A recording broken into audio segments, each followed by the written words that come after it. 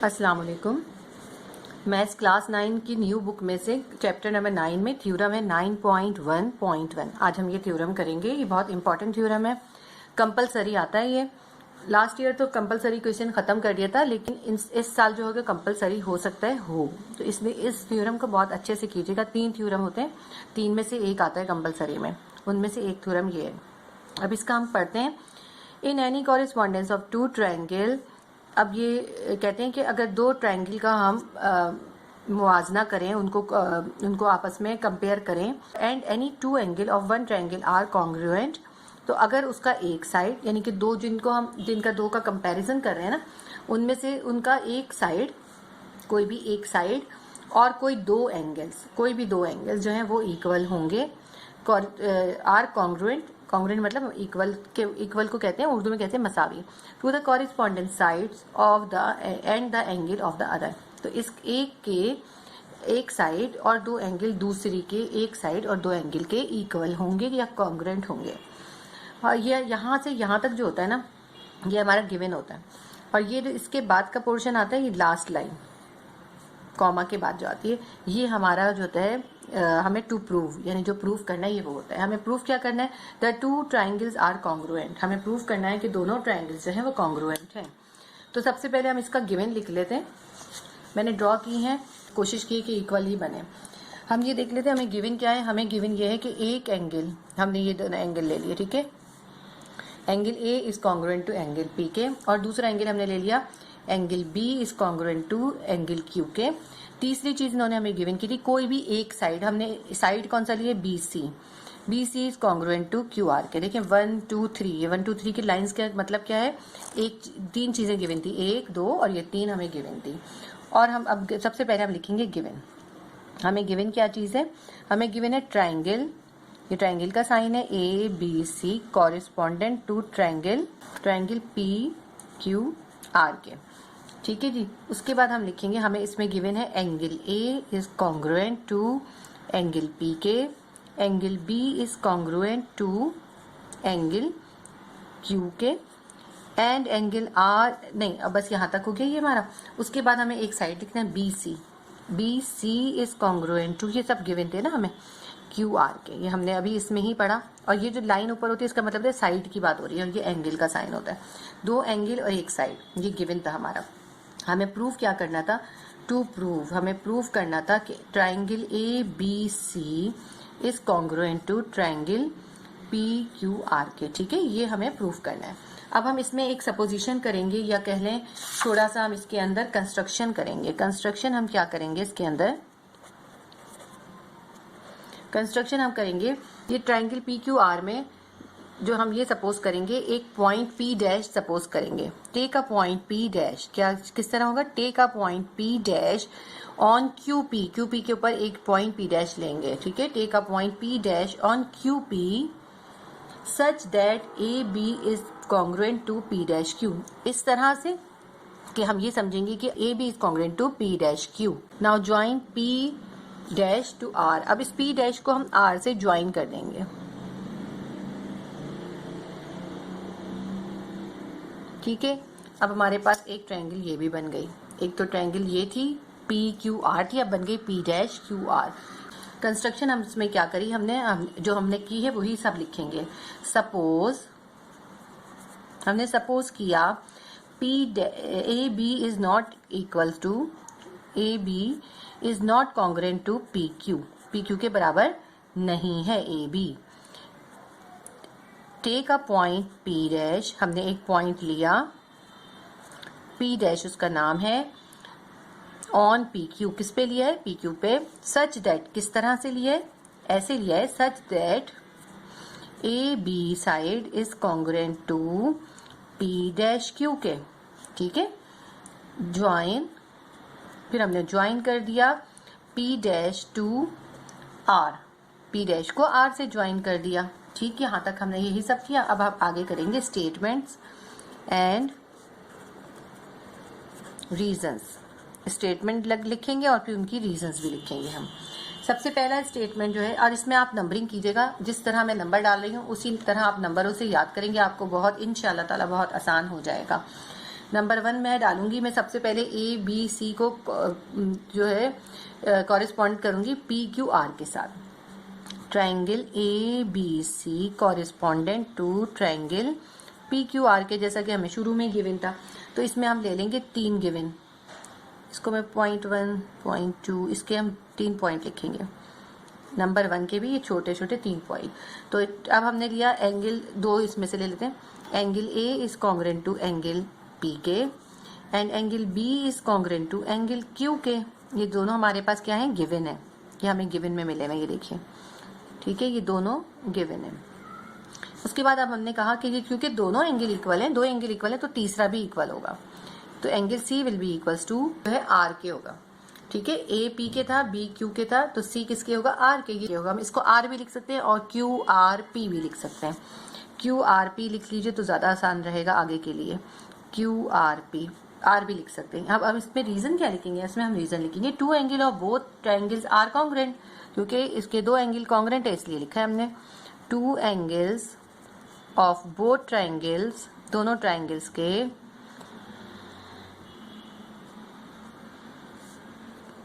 both triangles are congruent, congruents, इसलिए ये इसकी रीजन है, ठीक है। अब हमने इसको यहीं पे छोड़ दिया। अब हमने इसको जो है ना, इसको हमने सेकंड पॉइंट लेना है, ठीक है जी। ये 1 हुआ था, ये हमारा सेकंड पॉइंट है। अब हम थर्ड पॉइंट लिखेंगे, ये सेकंड पॉइंट है, इसके सिर्फ 2 छोटे पॉइंट है। थर्ड पॉइंट लिखेंगे, जिस तरह मैं नंबरिंग करी हूँ उस तरह आप करेंगे तो आपको आसान होगा। ये मैं आपको बार बार रिवाइंड कराती रहूंगी। अब मैंने सब कहा कि B A is not congruent to, जो हमारी सपोजिशन थी ना, इज नॉट कॉन्ग्रेंट टू, है ना, ए बी, ये की थी, A B is not congruent to P Q, यही बात दोबारा लिख रहे हैं। बस ए बी की जगह बी ए लिख दिया, कुछ फर्क नहीं पड़ता। और सारी सपोजिशन हम यहाँ दोबारा लिखेंगे। Take P dash on P Q such that, किस तरह से, such that Q P dash जो है किसके कॉन्ग्रेंट हो जाए, Q P dash A B के या बी ए के, ठीक है। अब Q P dash B A के कॉन्ग्रेंट हो जाए, सही। ये जो सपोजिशन की थी मैंने अभी आपको बताई थी, यहाँ पे सपोजिशन वही चीज है। इसमें लिखेंगे क्या हम, रीजन अजम्पशन है हमारा, ये हमारा क्या है, ये हमारा अजम्पशन है। अजम्पशन मतलब भी यही होता है, सपोजिशन है, ख्याल है, अजम्पशन, ठीक है। ये हमारा अजम्पशन आ गया। इसके बाद हम देखते हैं, ये हमारा एक यहाँ तक पॉइंट हो गया। अब हम इसका 4th पॉइंट लिखेंगे, 3rd पॉइंट हो गया था, अब हम इसका 4th पॉइंट लिखेंगे। 4th पॉइंट इसका है, इन ट्राइंगल ए बी सी, इन triangle A B C correspondent to, अब हमने दोनों, ये पहले हमने ये वाली ट्रायंगल ली थी, पी क्यू आर ली थी। अब हम क्या ले रहे हैं, पी डैश क्यू आर, ये जो इसके अंदर एक छोटी सी ट्रायंगल बन गई है ना हमारी, ये देखिए पी डैश क्यू आर, ये वाली अंदर वाली ट्रायंगल। अब हम इसको इस वाली ए बी सी वाली से कंपेयर करेंगे, ठीक है। अब हमने लिया correspond A B C triangle correspondent to triangle P dash Q R के, ठीक है, ये पी डैश क्यू आर में। अब इसमें हम जो है 2 गिवन लिखेंगे और एक अजम्पशन लिखेंगे। 2 गिवन हम कौन से लिख सकते हैं, तो जो अगर ये दोनों भी ट्रायंगल हम ले रहे हैं, मैं आपको बुक में दिखा देती हूँ ताकि आपको उसमें समझ में आता रहे। अगर हम ये दोनों भी ट्रायंगल ले रहे हैं ना, अब तो हम ये वाली ट्रायंगल को कंपेयर कर रहे हैं, इस ट्रायंगल को हम इस वाली ट्रायंगल से कंपेयर कर रहे हैं। तो बी सी क्यू आर के है ना, ये वाला साइड तो इक्वल है, बी सी क्यू आर के ये गिवन है। उसके अलावा एंगल बी एंगल क्यू के ये भी गिवन है।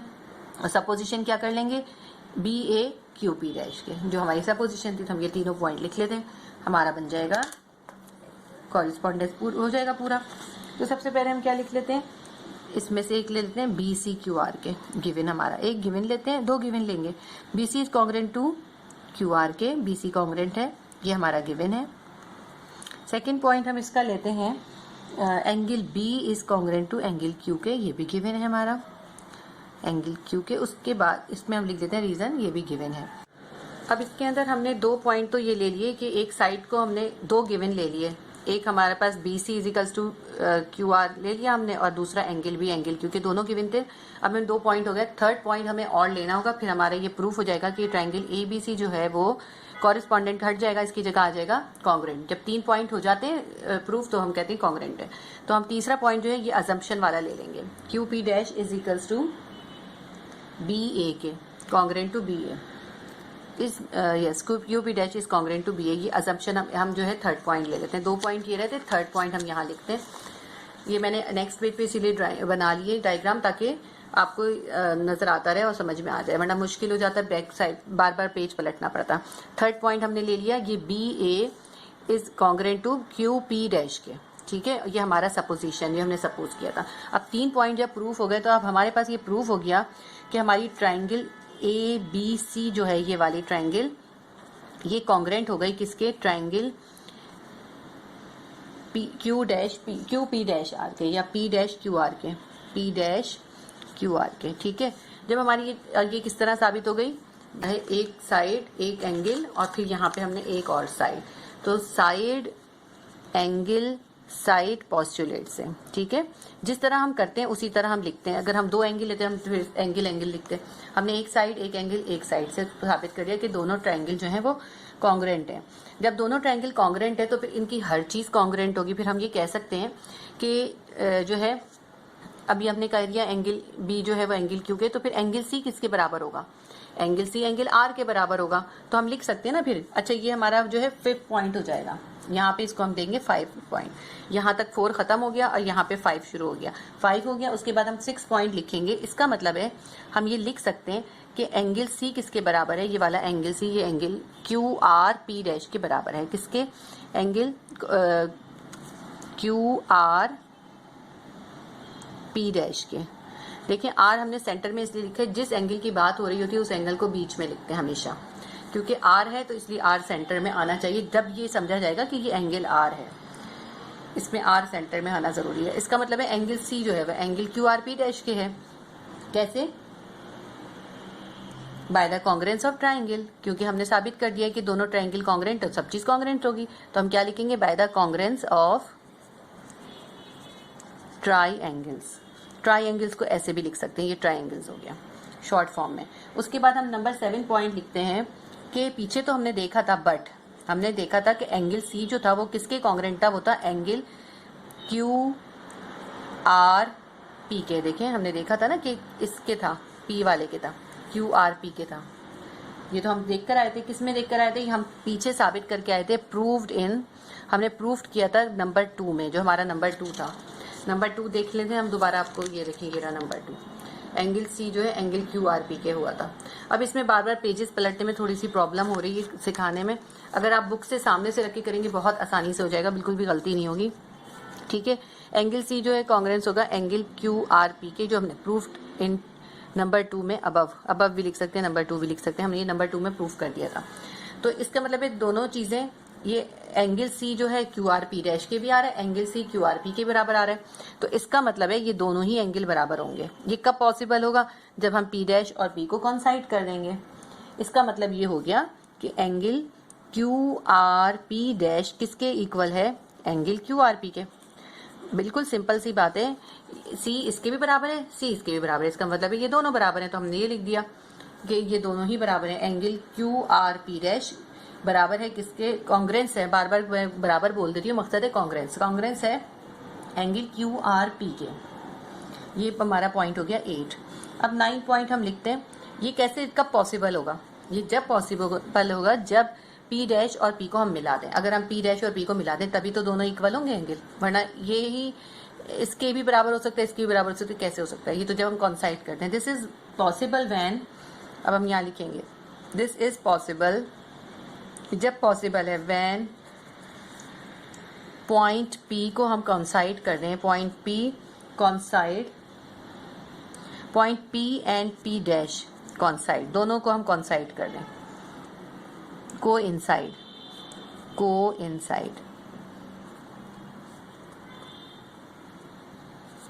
ठीक है। जब होगा यानी कि हम आर पी को आर पी डैश के बराबर कर दें, या क्यों कह रहे हैं आर पी डैश को कॉन्ग्रेंस कर दें आर पी के, ये साइड है हमारा, ठीक है। यानी हम आर पी डैश को आर पी के कॉन्ग्रेंस कर दें, ये तब होगा प्रूफ। ये हमारा 9 पॉइंट यहाँ तक हो गया। इसकी हम रीजन क्या लिखेंगे, ट्रांजिटिव, यहाँ लिखेंगे हम ट्रांजिटिव प्रॉपर्टी। ट्रांजिटिव प्रॉपर्टी इस प्रॉपर्टी को कहते हैं कि यानी कि हम ये कहते हैं ना, ये सी इसके भी बराबर है और सी इसके भी बराबर है, तो ये दोनों बराबर है, तो इसको कहते हैं ट्रांजिटिव प्रॉपर्टी कि एक चीज इसके भी बराबर है उसके भी बराबर है, तो वो दोनों चीजें बराबर हो गई, ये कहलाती है ट्रांजिटिव प्रॉपर्टी। तो हम यहाँ रीजन देंगे ट्रांजिटिव प्रॉपर्टी ऑफ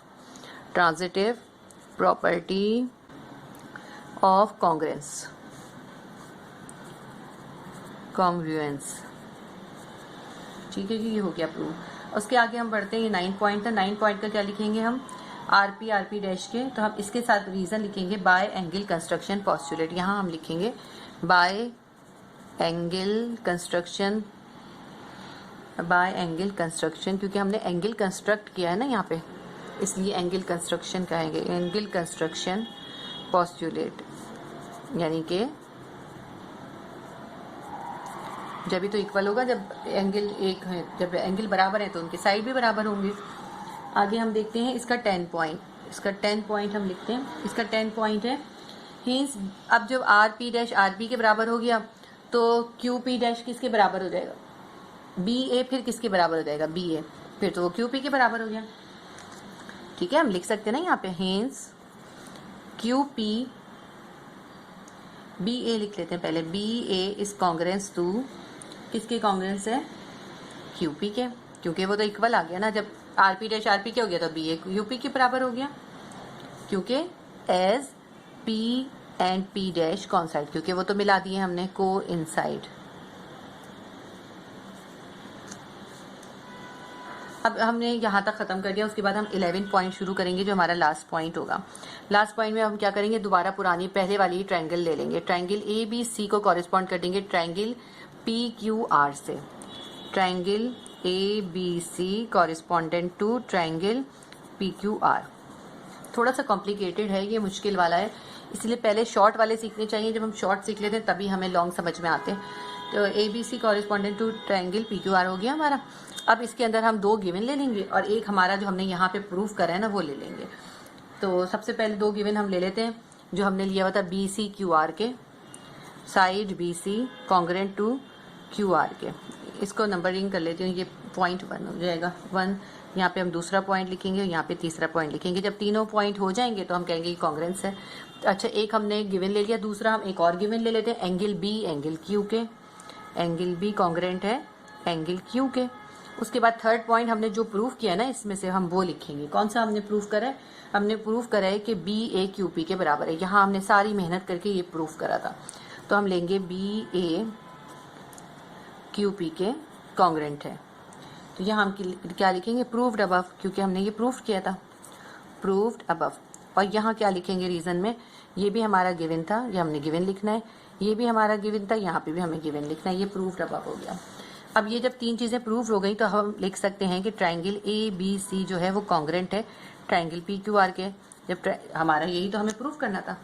किस तरह प्रूफ हुआ है, साइड एंगल साइड पॉस्टुलेट से, ये हमारा प्रूफ हो गया। यही चीज़ हमें प्रूफ करनी थी, सारी मेहनत हमने इसलिए की थी कि हमारा ये प्रूफ हो जाए कि दोनों ट्रायंगल्स ही इक्वल हैं। तो उम्मीद है आपको समझ में आया होगा। आप लाइक कर दिया करें वीडियो को और शेयर करें अपने फ्रेंड्स के साथ, अपने क्लास फेलोज के साथ, और ज़्यादा से ज़्यादा स्टूडेंट्स हमारे साथ शामिल हों। तो फिर लाइव भी करेंगे, फिर हम लाइव आपको जो भी क्वेश्चन पूछने हो तो जो पूछना चाहें वो पूछ सकेंगे आप। अल्लाह हाफिज़।